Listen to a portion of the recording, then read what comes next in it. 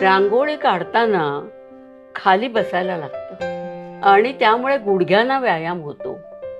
मेंदूवरती जे संशोधन झालेलं आहे त्या संशोधनानुसार आपली ही जी बोटं असतात तर ह्या बोटांची जी हालचाल जितकी जास्त होते तितका मेंदूचा जास्त भाग कार्यान्वित होतो.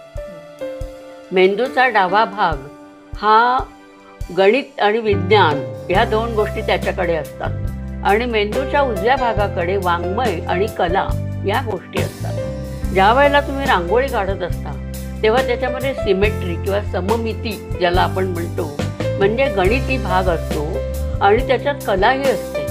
म्हणजे दोन्ही भाग मेंदूचे कार्यान्वित होतात आणि दोन्हीमध्ये उत्तम संवाद निर्माण होतो.